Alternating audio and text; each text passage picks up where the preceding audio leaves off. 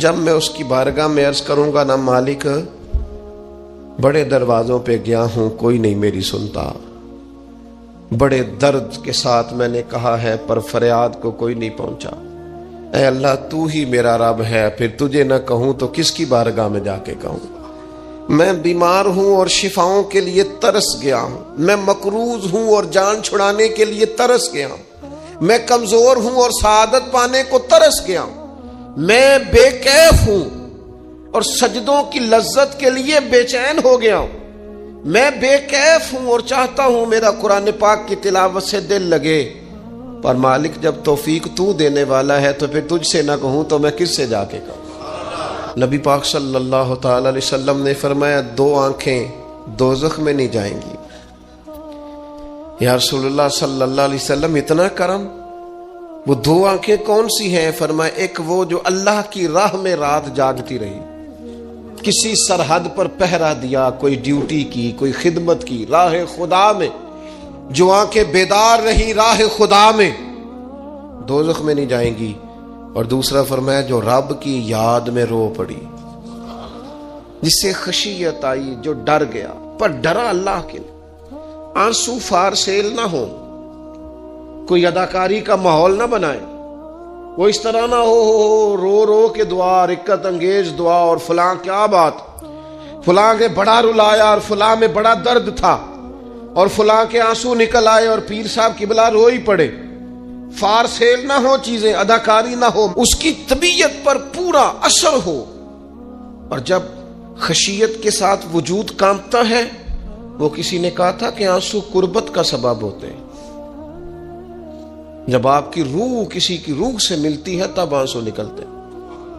جب تو اللہ سے پورا جڑ جاتا ہے نا، جب رسول کائنات کی بارگاہ سے تیری پوری توجہ لگ جاتی ہے، پھر آنسو بن کر دل تے پار پوے جس ویلے ادو پار بناون اکھیاں، تے بے درداں محبوباں دے سارے ناز اٹھاون اکھیاں۔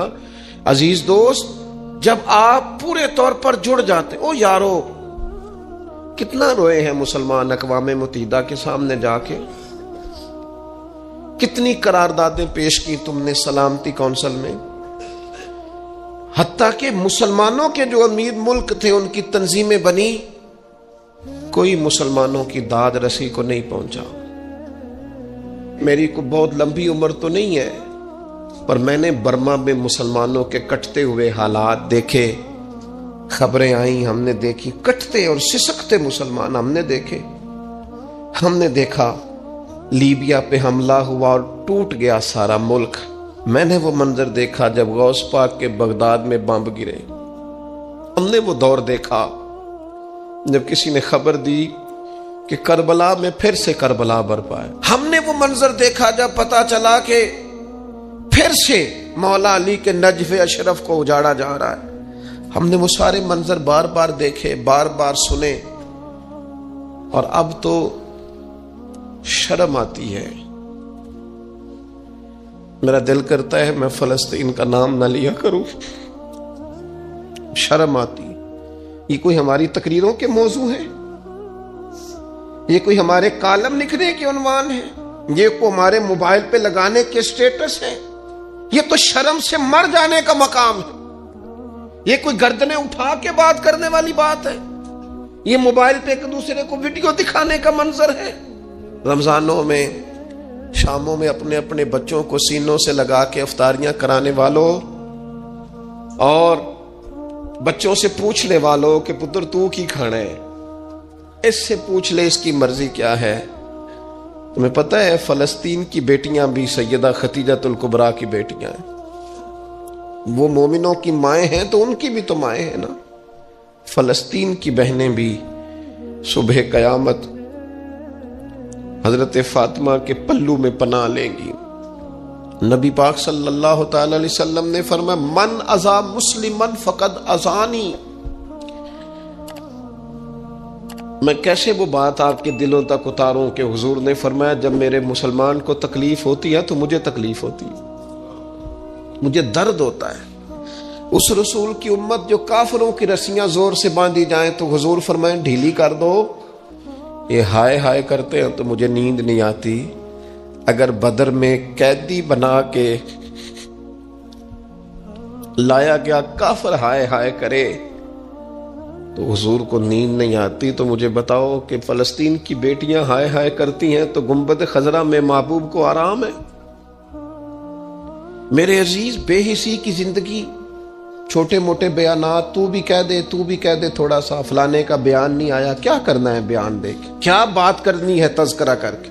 دوستو آؤ، رو کے دیکھ لیا ساری دنیا کے سامنے، کچھ رب کے سامنے رو کے نہ دیکھ لے.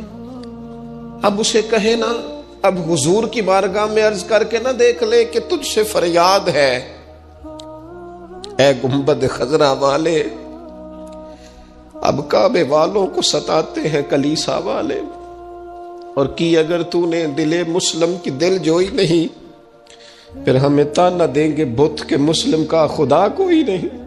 اب اللہ رسول کی بارگاہ کی طرف رجوع نہ کر لیں، اب چھوڑ نہ دیں سیاستدانوں کے گلے، اب چھوڑ نہ دیں دنیا اقوام متحدہ کی بات اور سلامتی کونسل کی بات، اب اپنے اللہ کی جانب رجوع نہ کریں. دیکھو نا، نبی پاک صلی اللہ تعالی علیہ وسلم نے ہمیں فرمایا تمہارے آنسو قدر والے ہیں، رب رسول کی بارگاہ میں بہانا، ان کو ضائع نہ کرنا. عزیز بھائیو، یہ آنسو جو اللہ رسول کی بارگاہ کی طرف بہتے ہیں، یہ اللہ کی رحمت کو متوجہ کرتے ہیں، یہ مالک کریم کے کرم کو مائل کرتے ہیں.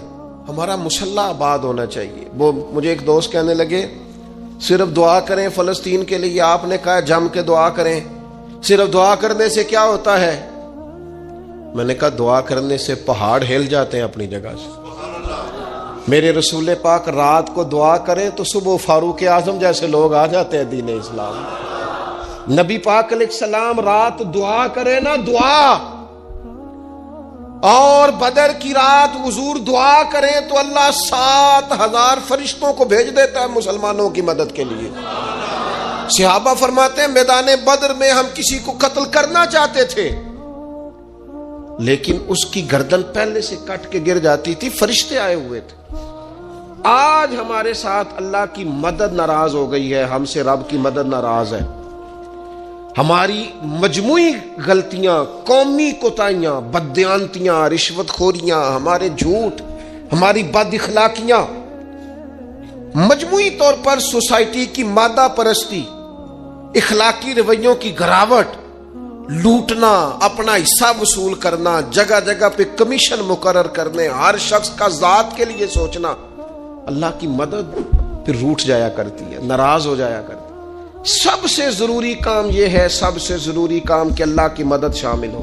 سب سے. ایک صحابی تھے، ایک جگہ انہیں شہید کیا جا رہا تھا، تو کافر چاہتے تھے کہ ہم ان کی لاش کو معاذ اللہ ثم معاذ اللہ بے حرمتی کریں. انہوں نے عرض کی مالک تو میرا مددگار ہے، اس بیابان جنگل میں میری مدد کرنا.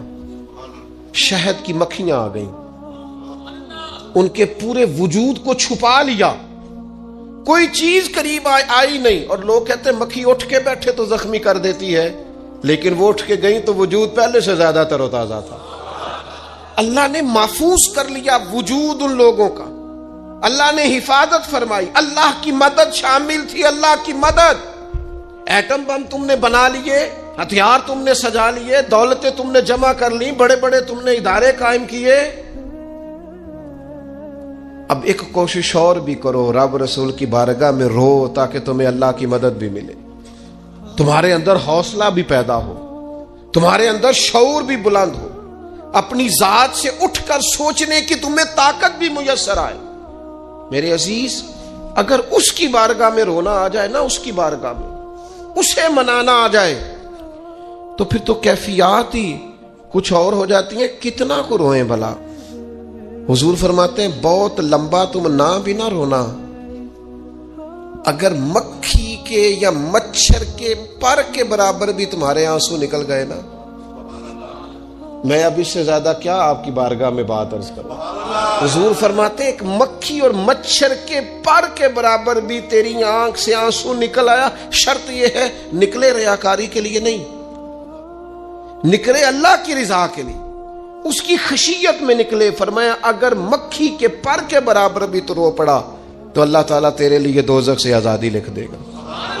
اور نبی پاک صلی اللہ تعالی علیہ وسلم نے بیان فرمایا ہے، حضور فرماتے جو اللہ کے خوف سے رو پڑے نا، جس طرح بھینس بکری گائے کے تھنوں سے نکلا ہوا دودھ دوبارہ تھنوں میں نہیں نہ جاتا، اسی طرح جو رب کی یاد میں رو پڑے وہ دوزخ میں نہیں جاتا۔ یہ مثال دیکھیں کیسی دی حضور نے سمجھانے کی۔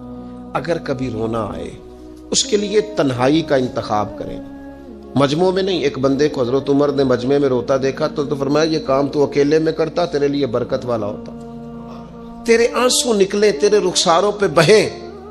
اور شیر خدا تو شیر ہے نا، حضرت مولا علی شیر خدا فرماتے ہیں اگر تیری آنکھوں سے کبھی آنسو نکلے نا اللہ کی یاد میں، حضور کی محبت میں، تو فرمایا ان آنسوؤں کو پوچھنا نا، ان کو چہرے سے صاف نہ کرنا، یہ تو آنسو اس قابل ہیں کہ تیرے رخساروں پہ رہیں، یہ تو روشنی ہے تیرے چہرے کی، ان کو پوچھنا نا۔ حضرت علی رضی اللہ تعالیٰ عنہ نصیحت کرتے ہیں انہیں رہنے دے، یہ آنسو بڑا قیمتی ہے، یہ نکلا تیری آنکھ سے ہے پر کسی کا ہو کے نکلا ہے، نکلا تیری آنکھ سے ہے پر کسی کے لیے نکلا، نکلا تیری آنکھ سے ہے پر اس نے تجھے بتایا ہے کہ تیرے وجود میں، تیری دھڑکنوں میں، تیرے جذبات میں کسی اور کا بھی حصہ ہے۔ یہ رب رسول کی رضا کے لیے چھلکا ہے۔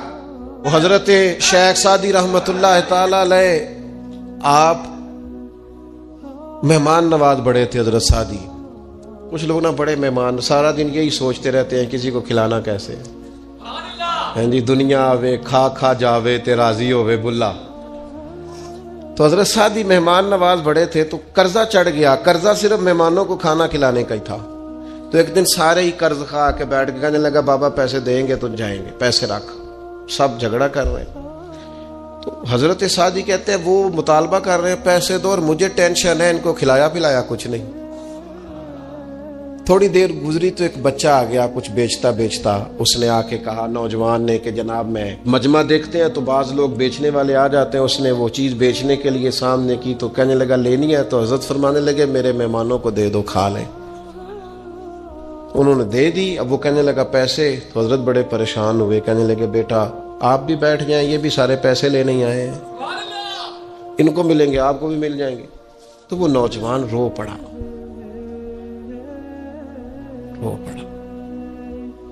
کہنے لگا حضرت صاحب میں تو یتیم ہوں، بہنیں اور ماں انتظار کر رہی ہیں۔ حضرت بڑے پریشان ہو، یہ کیا ہو گیا؟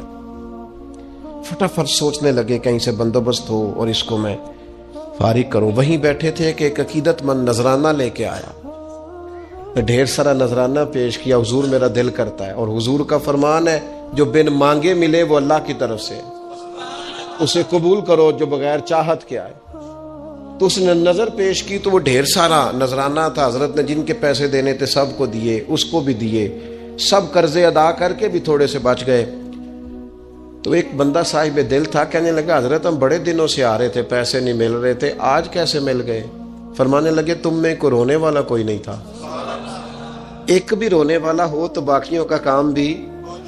سنو نا حدیث ہے بہقی شریف میں، حضرت حیثم بن مالک رضی اللہ تعالیٰ عنہ فرماتے ہیں نبی پاک علیہ السلام خطبہ دے رہے تھے، تقریر فرما رہے تھے، حضور کی باتیں دلوں کے میل کچیل اتارتی چلی جا رہی۔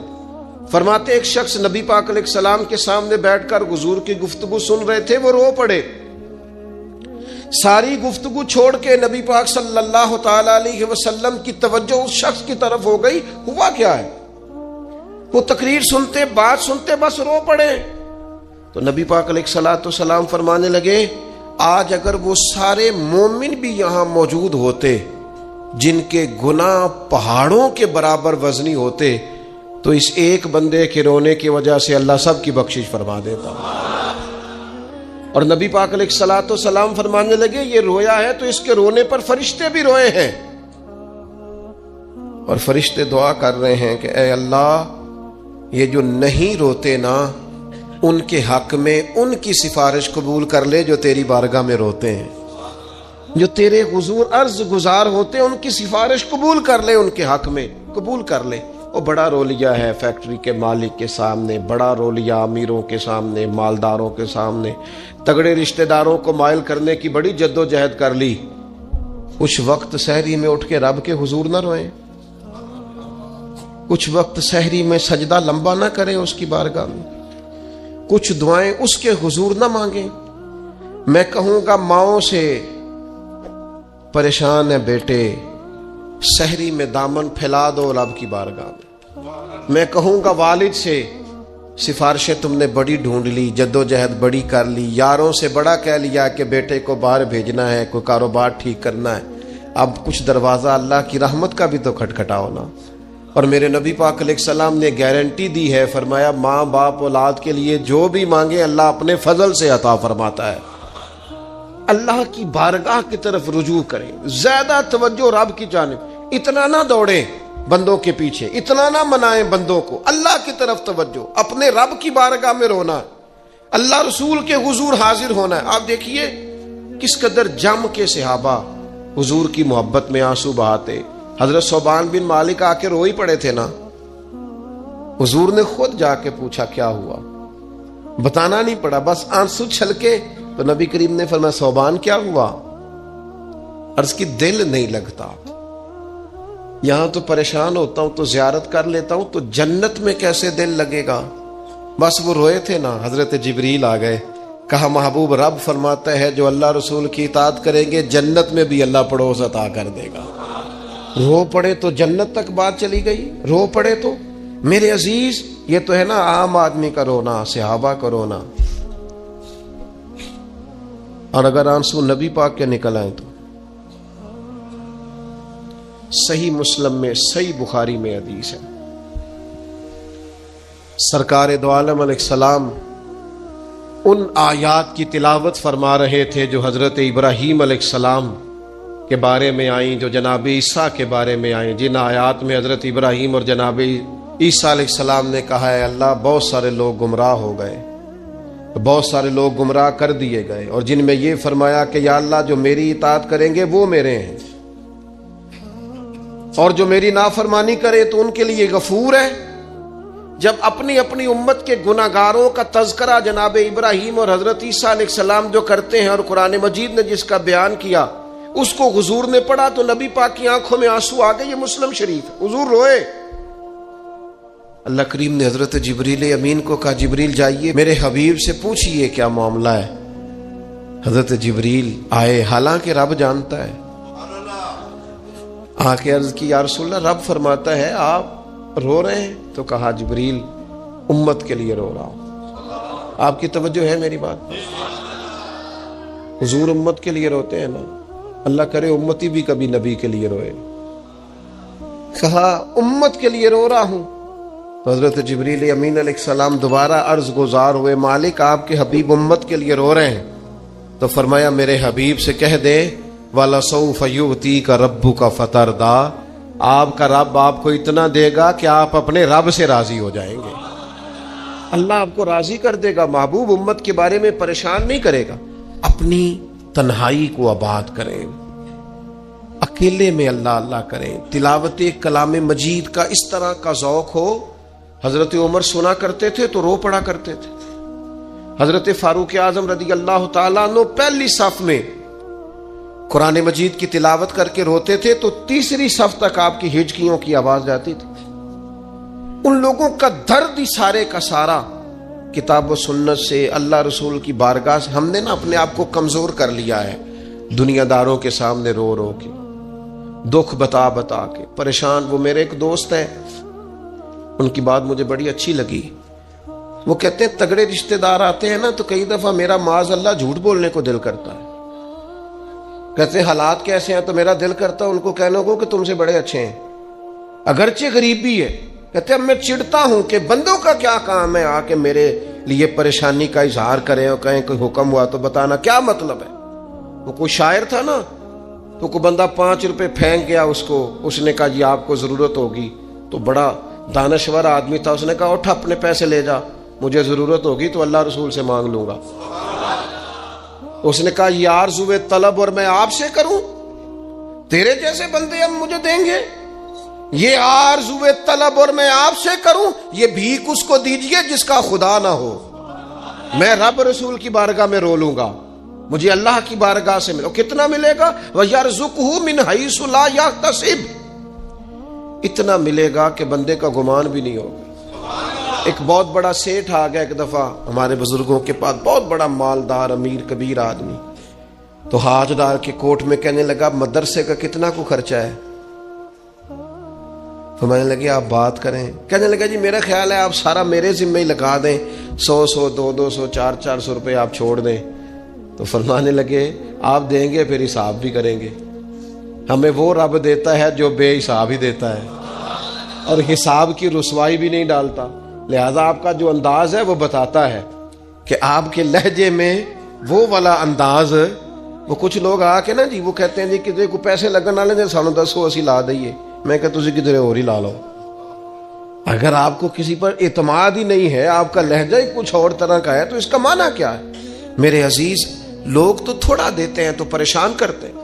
اس رب کی طرف رجوع کریں جو اتنا دیتا ہے کہ بندے لے لے کے ہی تھکتے ہیں، وہ دے کے نہیں تھکتا. اللہ کے حضور اپنے آنسو بہائیں، کچھ وقت عبادات کے لیے رکھیں. آپ جتنے بھی انبیاء کے تذکرے پر حضرت شعیب علیہ السلام بڑا ہی رویا کرتے تھے. اللہ کریم نے پوچھا جنت کے لیے روتے ہو کہ دوزخ کے خوف سے؟ کہا مالک میں تو تیرے لیے روتا ہوں، تیری چاہت میں روتا ہوں، تیرے لیے آنسو بہاتا ہوں. میرے عزیز، انبیاء ہوں، صلحاء ہوں، اتقیاء ہوں، صحابہ ہوں، اہل بیت ہوں، جم کے آنسو بہے. جنہیں رونا آ گیا نا انہیں منانا آ گیا، جنہیں رونا آ گیا ان پہ رحم آ گیا. جن کی آنکھیں چھلک پڑیں وہ محبوب کو پا گئے. شرط یہ ہے کہ تنہائی ہو، بندہ اکیلا ہو، رج روئے پر روئے اللہ رسول کے لیے، ان کی بارگاہ میں روئے. باہر تو نکلے تو پھر تو منہ دھو کے نکلے نا.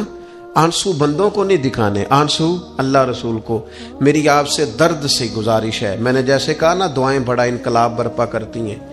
ایک رات صرف میرے کہنے پر 2 رکعتیں نماز پڑھیں، پھر استغفار پڑھیں 70 بار، پھر اتنا ہی حضور کی بارگاہ میں درود و سلام عرض کریں، پھر رج کے روئیں. اللہ سے عرض کریں اللہ اس وطن کے حالات بھی بدل دے، اللہ امت کے لیے بھی آسانی کر دے، اللہ تعالیٰ فلسطین کے مسلمانوں کے لیے خیر فرما دے.